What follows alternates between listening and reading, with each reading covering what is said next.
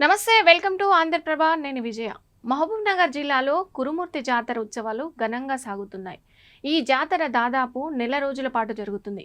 కురుమూర్తి జాతరలో ఉద్దాలోత్సవం అనే ఉత్సవం వైభవంగా జరుపుతారు.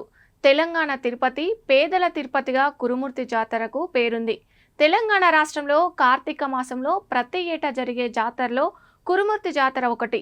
లక్షలాది సంఖ్యలో భక్తులు తరలి వస్తుంటారు. మహబూబ్ నగర్ జిల్లా చిన్న చింతకుంట మండలం అమ్మాపూర్ సమీపంలో సప్తగిరుల మధ్య ఈ ఆలయం కొలువై ఉంది. దీపావళి సందర్భంగా అక్టోబర్ 31 రోజున శ్రీ కురుమూర్తి స్వామి బ్రహ్మోత్సవాలకు అంకురార్పణ జరిగింది. నవంబర్ 2 నుంచి బ్రహ్మోత్సవాలు ప్రారంభమయ్యాయి. సుమారు నెల రోజుల పాటు ఈ ఉత్సవాలు కొనసాగనున్నాయి. కురుమూర్తిలో కొలువైన వెంకటేశ్వరుడు కురుమూర్తి రాయుడిగా పూజలందుకుంటాడు. కురుమూర్తి జాతరలో ప్రధానమైన విశేషాలు చాలా ఉన్నాయి. మహబూబ్ నగర్ జిల్లా చిన్న చింతకుంట మండలం అమ్మాపురం సమీపంలో సప్తగిరుల శేషాద్రి, ఏకాద్రి, కోటాద్రి, ఘనాద్రి, బల్లుకాద్రి, పతగాద్రి, దేవతాద్రి మధ్య కురుమూర్తి ఆలయం కొలువుదీరి ఉంది. ప్రతి ఏటా ఇక్కడ జాతర జరుగుతుంది.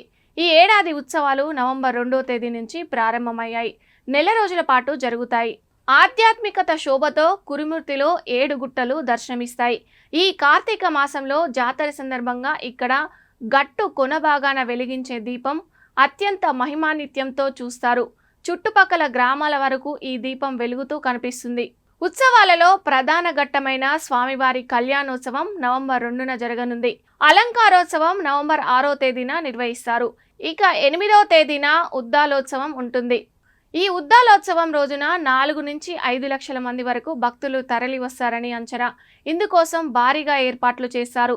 ఈ ఉద్దాల ఉత్సవంలో స్వామివారి పాదుకలను కొత్త చేటలో ఉంచి ఉద్దాల మండపం వద్దకు తీసుకొస్తారు.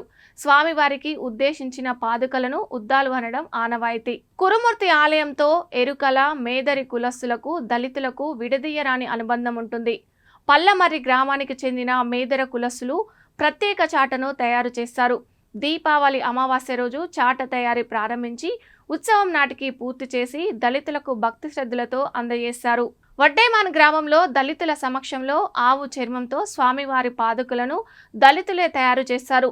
దీపావళి అమావాస్య రోజు నుంచి వారం రోజుల పాటు నియమనిష్టలతో ఉపవాస దీక్షలతో ఉద్దాలు తయారు చేస్తారు. ఉత్సవాల సమయానికి చేటలో పాదుకలు ఉంచి ఊరేగింపుగా కురుమూర్తి దేవస్థానానికి తీసుకెళ్తారు. ఉద్దాల మండపంలో దళితులే అర్చకులుగా కొనసాగుతుంటారు. ఈ ఉద్దాల విషయంలో అనేక అభిప్రాయాలున్నాయి. కురుమూర్తి స్వామి సన్నిధిలోని మరో ఆచారం ఉంది. అదే తెలియకుండా ఆచారం. ఇది మట్టి కుండ అని కూడా అంటారు. అప్పంపల్లికి చెందిన కుమ్మరులు ప్రత్యేకంగా ఈ కుండని నియమనిష్టలతో తయారు చేస్తారు. అనుకున్న సమయానికి తెలియకుండాను ఆలయ లాంఛనాలతో ఉద్దాల మండపం వద్దకు చేరుస్తారు. కురుమూర్తి అసలు పేరు కురుమతి అని పండితులు పేర్కొంటుంటారు. కురు అనగా చేయుట అని, మతి అనగా తలుచుట అని అర్థం. అంటే ఏది కోరినా పెట్టే తలంపు అని ఈ క్షేత్రానికి ఉందని భావిస్తారు. మొత్తానికి కాలక్రమంలో కురుమతి కురుమూర్తిగా మారిపోయిందని పండితులు చెబుతున్నారు. 1968లో కురుమూర్తి ఆలయం దేవాదాయ శాఖలో విలీనమైంది. ఫలితంగా 1976 నుంచి ఆభరణాలను ఆత్మకూరు బ్యాంకులోని ప్రత్యేక లాకర్లో భద్రపరుస్తున్నారు. ఉత్సవాల సందర్భంగా నేటికి ముఖ్య వంశస్థులు విచ్చేసి ఆభరణాల అలంకారోత్సవంలో ప్రధాన పాత్ర పోషిస్తున్నారు. కురుమూర్తి స్వామి మహిమల గురించి అనేక కథనాలు జనాల నోళ్లలో వినబడుతుంటాయి.